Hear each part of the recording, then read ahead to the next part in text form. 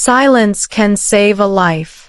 In one forgotten corner of the Philippine jungle, silence became the difference between survival and disaster.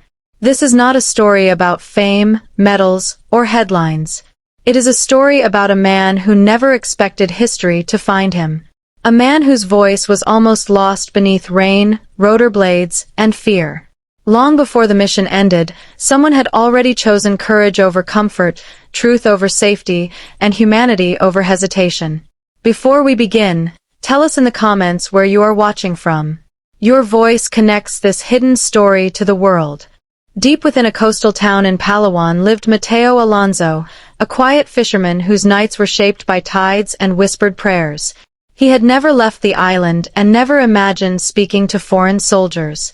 Years earlier, his older brother vanished during a violent raid carried out by criminal smugglers operating through mangrove channels. The loss reshaped Mateo's life, teaching him how danger hides behind ordinary paths. Every creek, every twisted route, and every shallow bay became part of his memory. He learned how to move without disturbing water, how to read birds, and how storms disguised escape routes. One humid evening, the ocean changed color near the reef. Not from algae, but from shadows beneath the surface. A small unmarked vessel approached the shoreline without lights. Moments later, four heavily equipped figures stepped quietly onto wet sand. Their posture carried urgency rather than dominance. A translator introduced them carefully. They were part of a United States Navy SEAL team assigned to locate a kidnapped humanitarian doctor believed to be held inside a fortified jungle compound. Surveillance drones failed because thick canopy blocked signals. Satellite images showed only confusion. They needed someone who understood invisible routes no map revealed.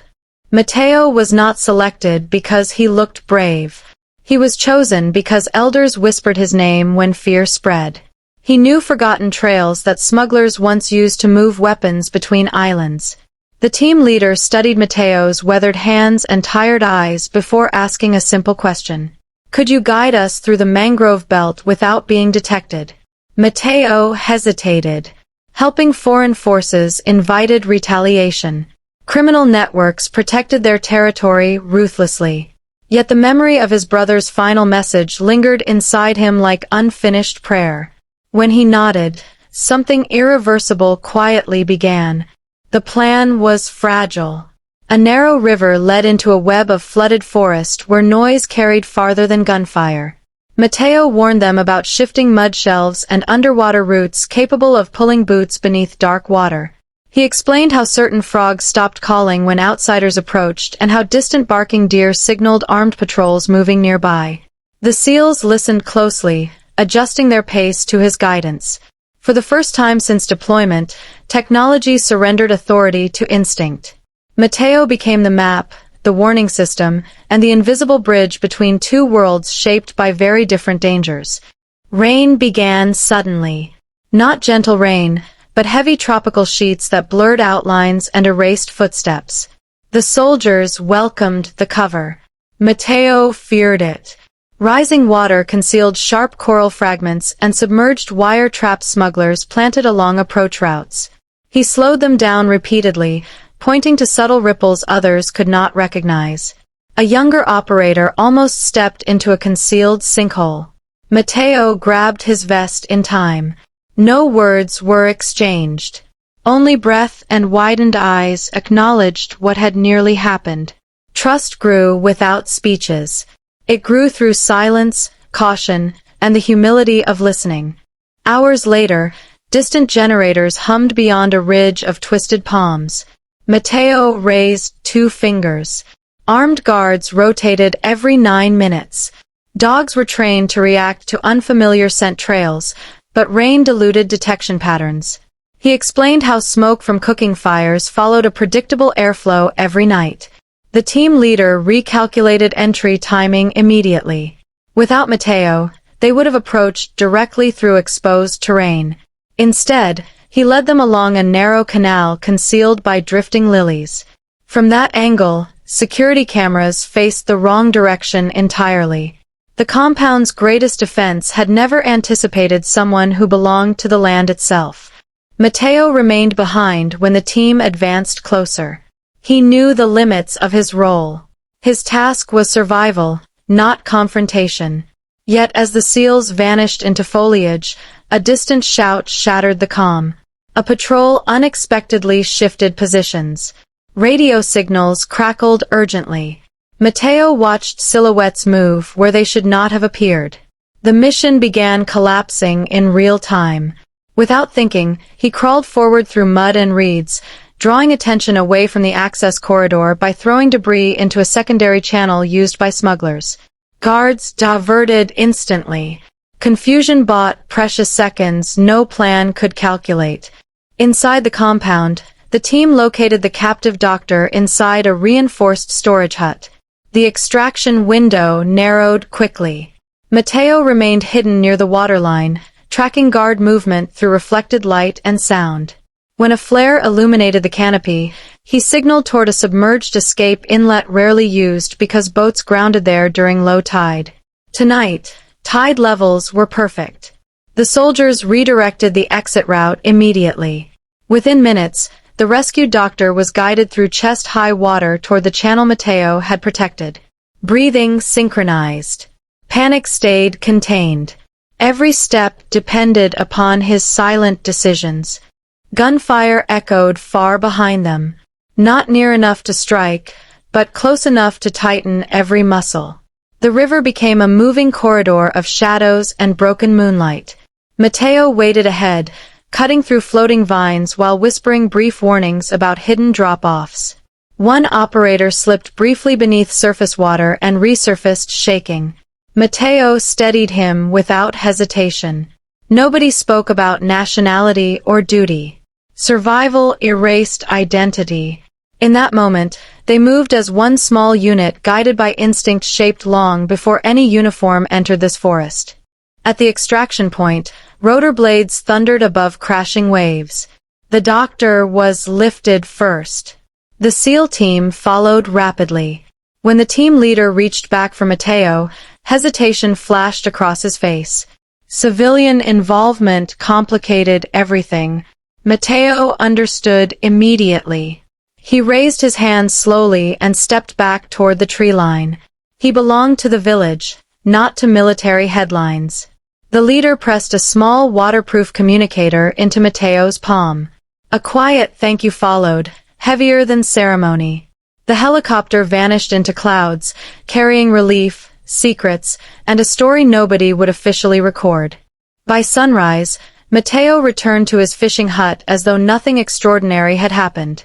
Nets still needed repair. His neighbors still complained about rising fuel prices. Chickens wandered freely across sandy paths. Yet something inside him felt permanently rearranged.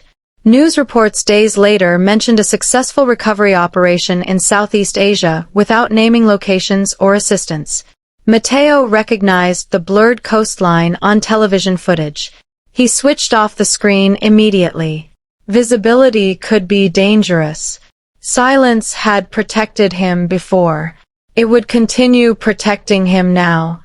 2 weeks passed before consequences arrived. An unfamiliar motorcycle slowed outside his home one afternoon. Men wearing plain clothing asked vague questions about river access points and foreign activity.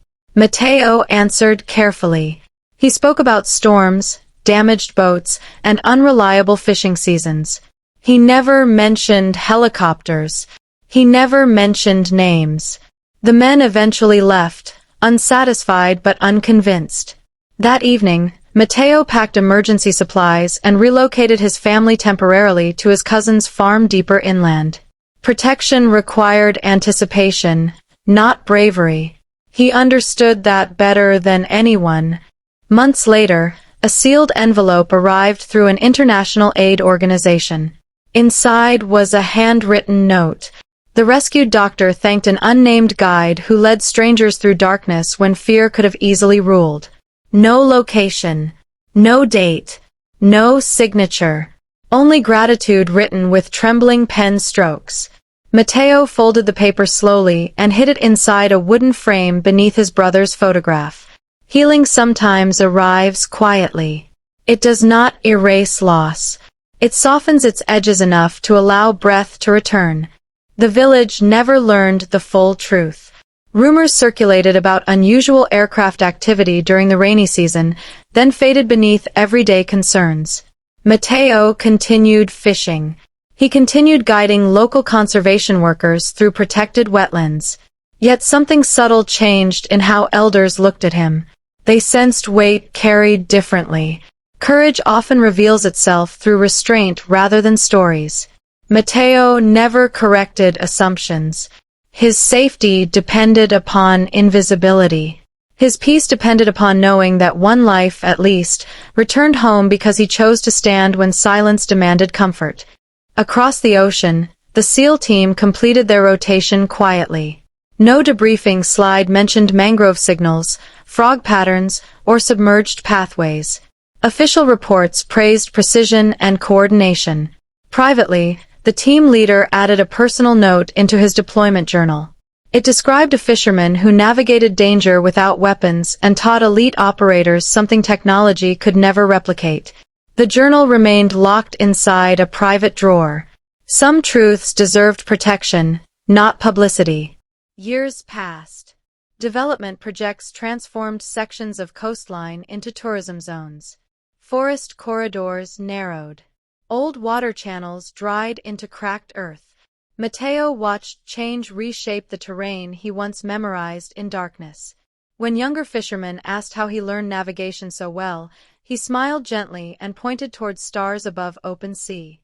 Knowledge should empower survival, not attract attention. He began teaching children safe travel routes through mangroves for environmental patrol work. Protecting land felt like honoring every quiet sacrifice the jungle had witnessed. One evening, a radio broadcast announced that the humanitarian doctor had launched a regional medical network serving conflict-affected communities across Southeast Asia. Mateo listened silently from his porch.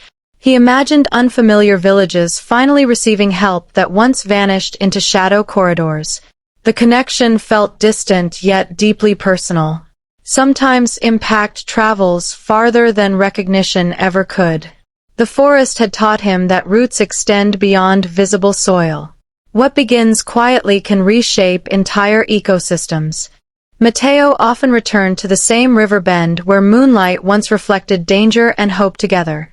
He stood there during calm nights, listening to insects resume their chorus after storms.